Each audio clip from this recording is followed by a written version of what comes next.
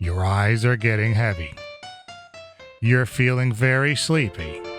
In fact, you're getting really tired of sucking as Vertigo. I'm Tom from Mystery Game Fight Club, and this is How to Rage, the Primal Rage tutorial. The Queen of Madness does more than drive beginners crazy. She's capable of devious tactics and sneaky maneuvers in equal measure. In the right hands, she can exploit weaknesses in a way that few could. Though she might take some time to master, Vertigo rewards players who are willing to make the effort. When I started playing Primal Rage as a little tyke, Vertigo was my first pick because, look at this thing. Though unlike some other characters where you can push a couple of buttons and generally be fine, Vertigo requires a certain finesse to get the most from her moveset. To do well with Vertigo, we need specific knowledge about her movement and hitboxes foremost, and then learn how to capitalize on any hit that lands second. After this initial learning curve, players will discover she can apply pressure reasonably well up close, and is almost as dangerous from farther away.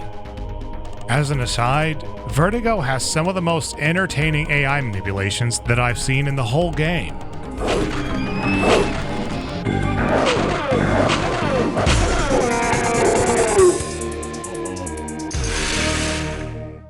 Vertigo is a great choice for Primal Rage veterans who like to test the fences and come up with creative solutions. Her enemies will be frozen in place, mesmerized by her gaze.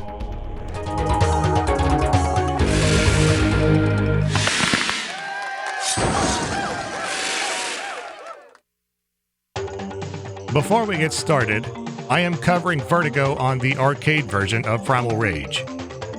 The biggest issues you'll run into on the ports relate to hit stun, hit boxes, or both. But this is true for everyone. If the advice you see in this video doesn't work, it's because of issues with the port in general, and not because of Vertigo's gameplay specifically. If you want arcade accuracy, your best bet is the Windows-only RetroMoo beta, linked in the description below.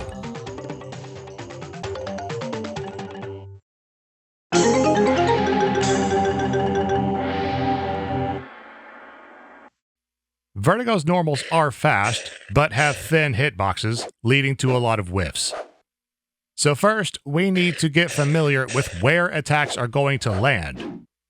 This is especially true when airborne, which will require a keen sense of timing. It's a good idea to hop around for a bit and figure out when to push a button. We won't be relying on her standing attacks too often, but standing low power is a pretty good gut check from range. It can hit both standing and crouching opponents, but unless you're already standing pretty close, your options afterward are going to be limited. Crouching 1 and 4 are both mashable. Crouching 1 is very fast, and 4 has a surprising amount of priority. It also works great as an anti-air normal, as does crouching high power that nips at your opponent's feet. Crouching high power is a great option all around, frankly. Often you can avoid attacks and counter in the same move. Plus, it's really easy to follow up on. Jumping 4 is typically how you would approach a grounded opponent from the air. Jumping 3 also works for this purpose, especially against shorter opponents. Air to air is a different story though, and you'll probably want to use either Jumping 2 or high power from a distance. Each of Vertigo's specials can be valuable assets, especially since they are mostly safe when blocked. The same cannot be said of whiffs, though, so be careful when you just toss them out there without a plan. Venom Spit is her projectile special with both slow and fast variants. Hold 1+3 or 2+4 and press forward. It is surprisingly safe to use up close, or a great way to bait your opponents from range. Teleport is an important movement tool, but should be used with care. Hold 2+4 and press down for a ground teleport, or down up for an air teleport. You may teleport from air to ground, or air to air if you like, and you can teleport indefinitely, so long as you can keep the inputs going. The move is vulnerable when exiting, so keep that in mind. Scorpion Sting is Vertigo's primary combo ending special that nearly covers the entire screen. Hold 2+3 and press forward forward. When used by itself, it is moderately safe on block, but try not to rely on it too much. Voodoo Spell is an instant dizzy and can be used to extend combos. Hold 2+3 and press back back. It carries the same properties as a throw, which means it's unblockable, but cannot be used when your opponent is in block stun. Come Slither is pretty understated for how important it is to her arsenal. Hold 1+3 and press back back. It's a sneaky move that can grab opponents out of or through their attacks. You need to be a couple steps away for it to work, but it's a great tool that should be used as often as you can get away with it. Lastly, to chomp on a human worshipper, hold all 4 buttons and press down, forward, up. Even this move has a smaller hitbox, so it will require some precision.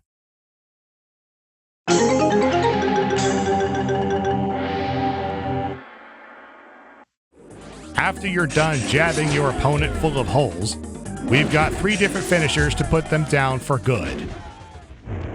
Hold 2+4, press back 3 times, then add 1+3, and press forward forward.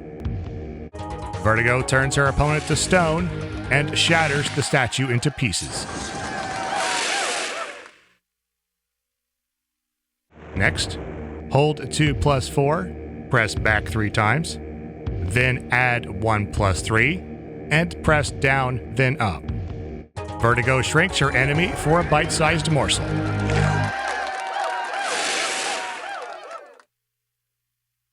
Lastly, hold all 4 buttons and press back 3 times, down, and then forward. Vertigo transforms her opponent into a cow in this reference to a brand of snack cheese.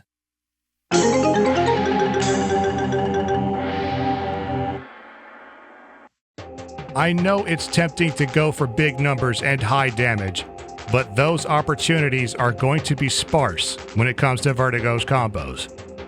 Come Slither is going to be your best friend, as it can be used to either open or extend combos. If you are standing too close to use it, then the Voodoo Spell is a suitable backup, but not both. I recommend that beginners focus on smaller attack strings, since the longer combos are not really a vital part of her kit. Though if you can push into 11 hits and beyond, this is how we get damage in excess of 50%. Anyone that has mastered jump cancels and Vertigo's aerial attacks can hit the maximum of 20 hits in the corner against a few cast members. But before any of that, we need to learn how to put the pieces together. Starting off, let's practice some attack strings that are going to be part of much larger combos later. How about 1, 2 high power and Scorpion Sting? Or standing low power into Scorpion Sting. While we're here, let's throw Come Slither after that low power. And now, let's combine them. Low power, Come Slither, then 1, 2 high power and finish on Scorpion Sting. Or if you prefer, crouching 3, 4 low power and the Sting works just as well. Also from Crouch, let's do crouching high power to Come Slither. Notice that the special whiffs up close. Now back up and find the maximum range.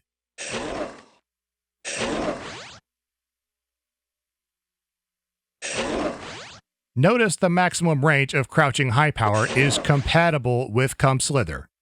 Very handy. Now after the Come Slither, do crouching 4 into low power and Scorpion Sting. So what if you are in close? Let's try crouching 2 high power into Voodoo Spell. Then you finish up however you like. Stick a pin in this combo. We're going to come back to it a little later. Now things get harder as we add aerial hits into the mix. As you might have noticed earlier, Vertigo's jumps are very floaty. In addition to small hitboxes, hits in the air often run out of hit stun before she even hits the ground. But it's not impossible. Late into your jump, press 4 high power and add one of the combos from before.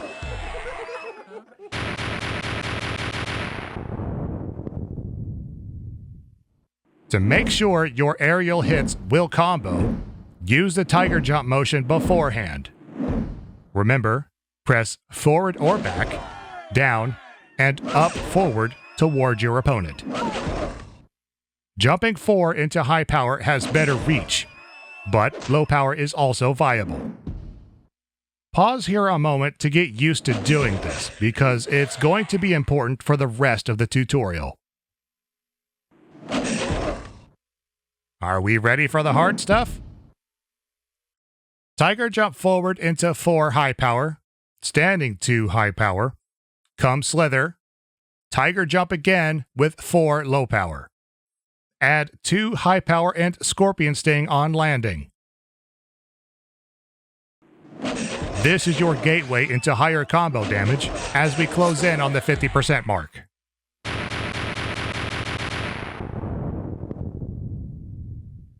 Let's add 2 more hits.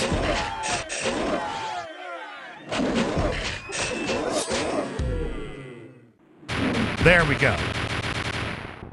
Want to see something cool? Check this out.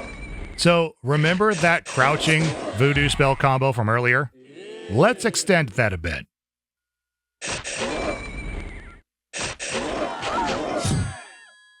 But oh wait, the sting missed. Let's fix that.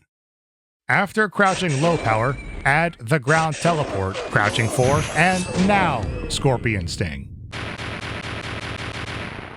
We can apply that same finish to the combo earlier for a smidge more damage.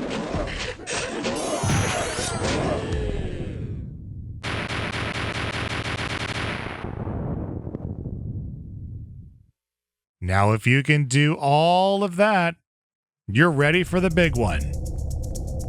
Dizzy is not strictly required, but it can give us some wiggle room on both the reach of attacks and leniency of hit stun.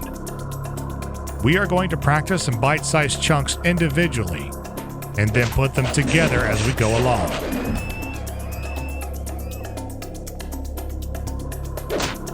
In the first step, other attacks may work in place of the standing 4 that I use here.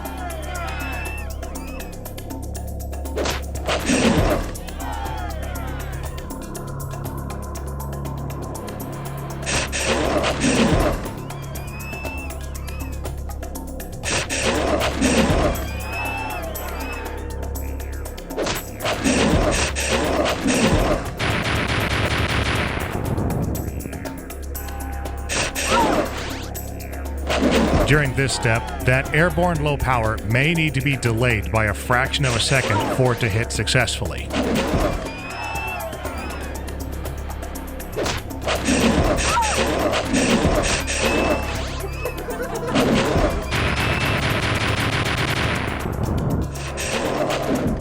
And the same is true during this step.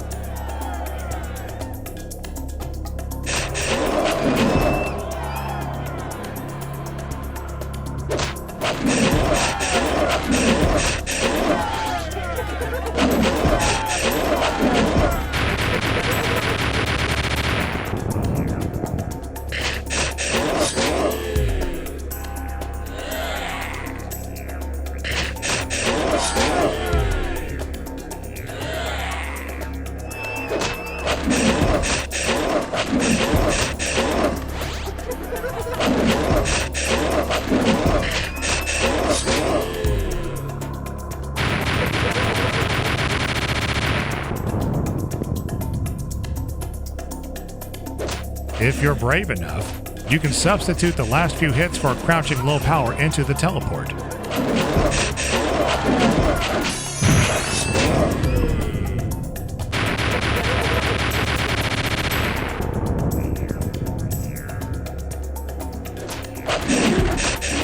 In the comments, let me know how long it took you to pull off. Even now, it's not something I can do very often.